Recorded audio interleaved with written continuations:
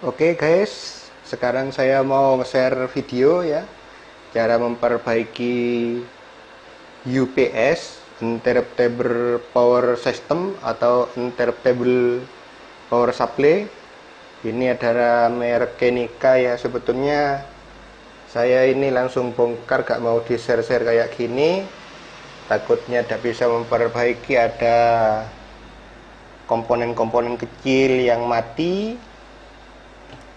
Ternyata setelah saya lihat ada PCB yang terbakar kayak gini. Ya, alhamdulillah ternyata ini bukan komponen-komponen yang kecil-kecil ini. Ya, yang kayak gini-gini. Dibaliknya ini, takutnya ini yang kena. Kalau ini sudah kena, kita tidak bisa berbuat apa. Ya ini guys, ternyata cuma di bagian komponen-komponennya yang gede-gede. Ini sirkuit di daerah diode ini ya. Di daerah diodenya ada yang putus gara-gara listrik mati agak lama. Saya tidak langsung mematikan yang namanya komputer. Jadinya yang namanya alat ini berat tugasnya. Mungkin kalian timbul pertanyaan, loh, kalau memang berat tugasnya biasanya pada sekian menit, kan ini mati sendiri, soalnya akinya kan kecil kan. Masalahnya akinya saya bukan pakai yang kecil, tapi pakai yang gede kayak gini. Ini pakai akinya mobil guys. Ya ini akinya pakai GS ini ya. Jadi sudah dimodif, modif sendiri. Untuk saluran aki yang keluar, ini salurannya. Jadi tinggal nyambungkan dengan saluran baterai yang ada di dalam ini. Cuma gitu aja caranya, tapi dengan syarat kabelnya jangan terlalu kecil dan juga jangan terlalu panjang. Kalau terlalu panjang, ketika seklar ditekan tetap bunyi titit-titit, itu menunjukkan bahwa power dari baterai tersebut tidak kuat, tidak memenuhi syarat untuk bisa menghidupkan UPS ini secara normal. Oke, langsung saya akan sambung yang namanya sirkuit-sirkuitnya yang kebakar ini. Mungkin nanti akan bisa berfungsi normal ya. Akan saya bersihkan dulu daerah sirkuit-sirkuit yang tempatnya retak ini, PCB-nya retak ini. Dari sini saya bisa mengambil pelajaran ya, kalau UPS kelas-kelas ya, kelas-kelas low entry lah. Yang seperti saya pakai ini adalah Kenika dengan watt kecil, kurang lebih 600 watt, tapi dipaksakan hidup memakai aki gede yang kurang lebih 60 ampere ya, kayak gini ini. Tapi kayaknya ini kerusakannya bukan mengenai komponen ya, tidak mengenai komponennya, tapi mengenai PCB-nya. Yang terkena adalah PCB-nya. Ini menunjukkan bahwa PCB-nya agak begitu berkelas. Kalau komponennya oke, masih utuh, masih berkelas.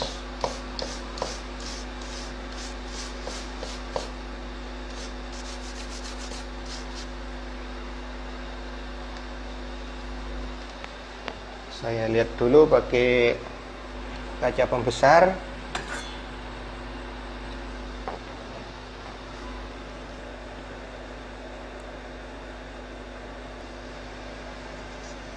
Ya, ternyata selain ada alur pokok yang kelihatan, tapi ada juga yang tidak begitu kelihatan kalau tidak pakai kaca pembesar.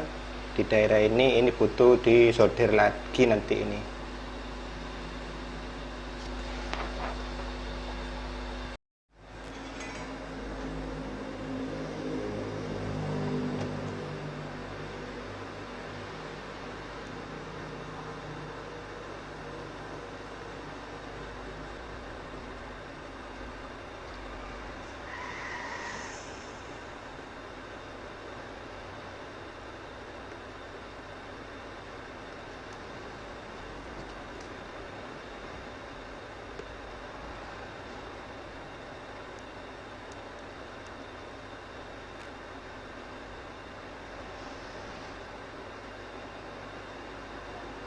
Ini sekaligus memperkuat sirkuit ini, karena PCB-nya takut kalah, jadi diperkuat oleh timah yang menebal kayak gini.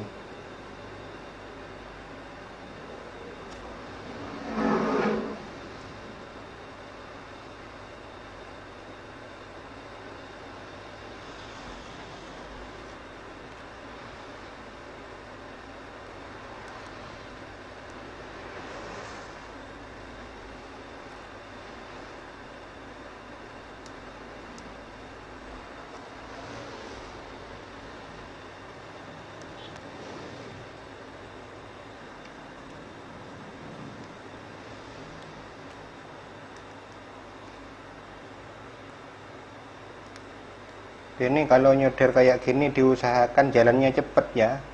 Kalau terlalu lama, yang namanya sirkuit di dalam PCB ini akan ngelentek, akan lepas. Ya kurang lebihnya sudah dapat dikatakan dalam artian rusak. Ya cepet kayak gini, cret.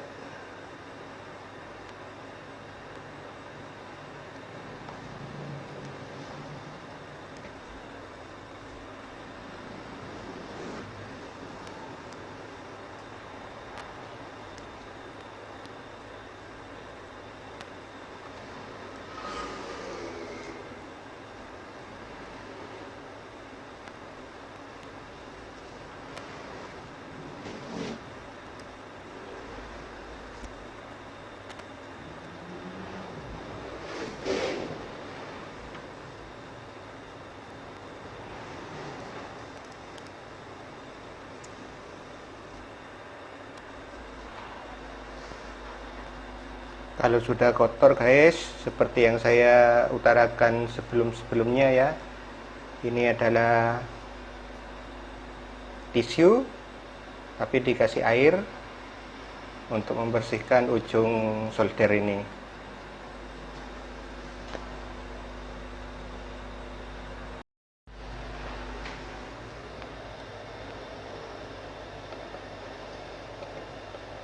Kalau ada sirkuit yang terlalu kecil guys ya, dikerik kayak gini tapi sambil pakai kaca membesar kayak gini,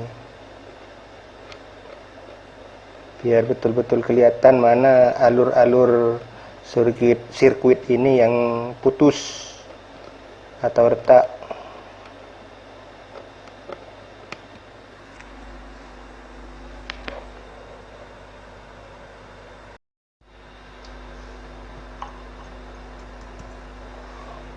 Kalau sudah dibersihkan, ini pakai thinner as spesial ya, dibersihkan gini sebelum disolder. Nanti kalau sudah disolder, dibersihkan seperti ini lagi.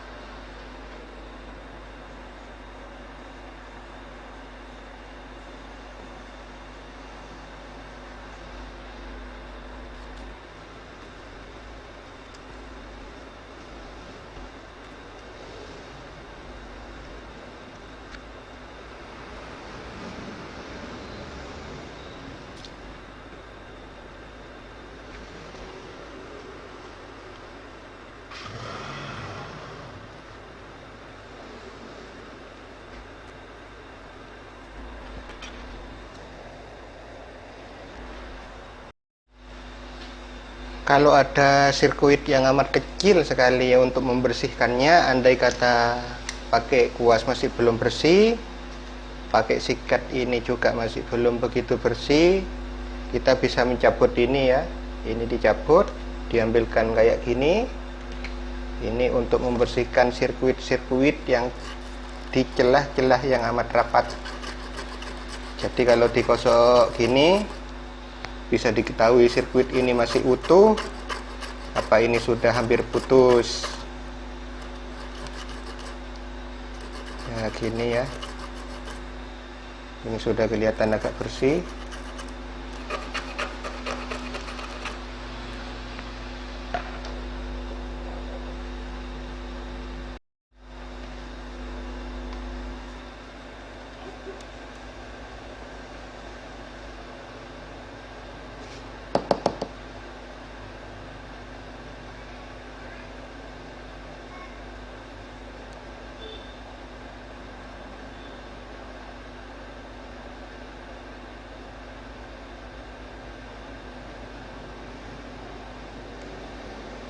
Ya, sirkuit yang amat halus sudah disambung lagi.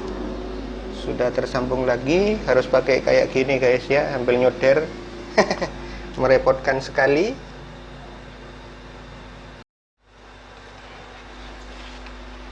Ya, sudah mau dirakit lagi.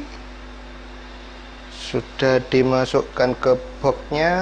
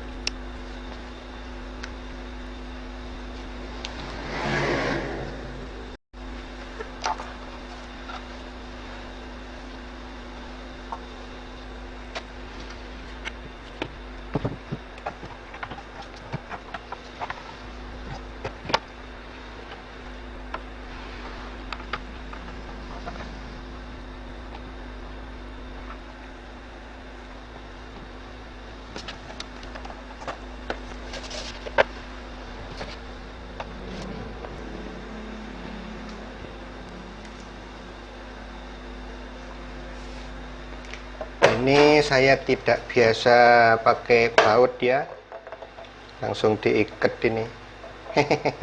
Untuk memudahkan kalau buka pasang ya, kayak gini aja. Yang penting nutup, tidak dileboni tikus.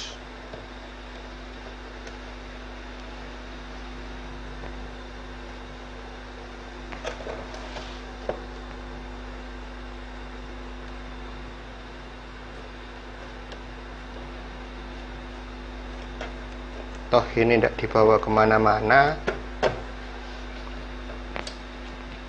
langsung dicoba.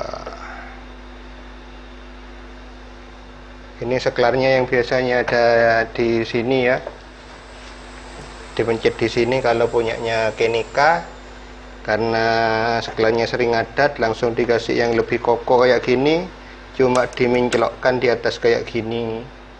Semuanya motif ini guys. Oke, langsung mau dicoba.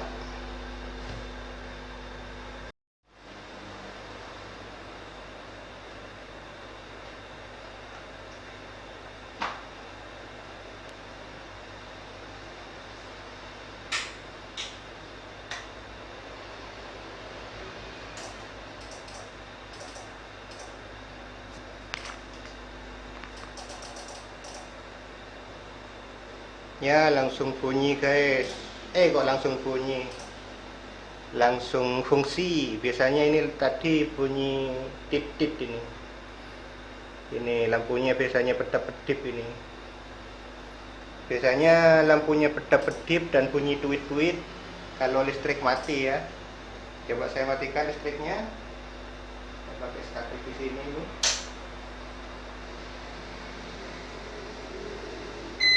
Ya itu guys, kalau listriknya mati bunyi kayak gitu. Coba saya hidupkan lagi.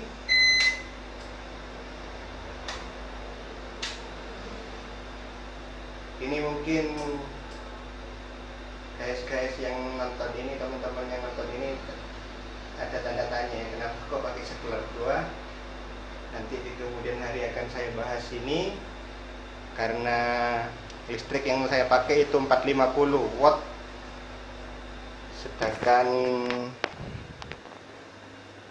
di sini saya pakai setrika itu bukan apa, tapi difungsikan sebagai soft start. Hehe, aneh kan ya, pakai setrika, tapi dibahas di kemudian hari nanti. Saya cuma bahas ini yang tadi perbaikan UPS Kenika 600 watt yang tadi ngadat gara-gara sirkuitnya terbakar, dan alhamdulillah sekarang sudah normal lagi. Oke, langsung saya cobakan ke komputer.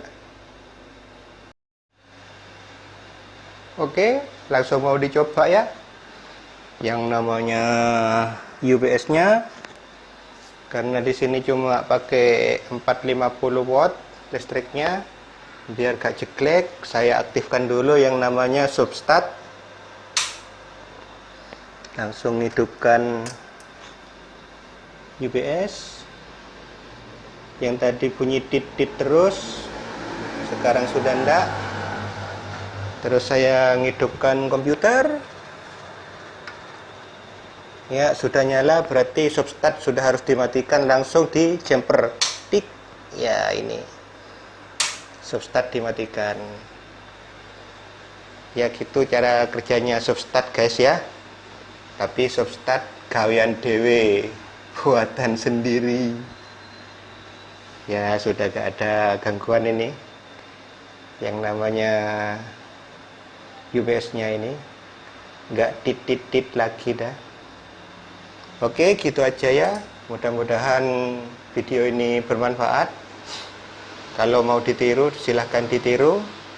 Bagi mereka-mereka yang nasibnya kayak saya, tidak begitu banyak modal untuk jadi YouTuber. Oke.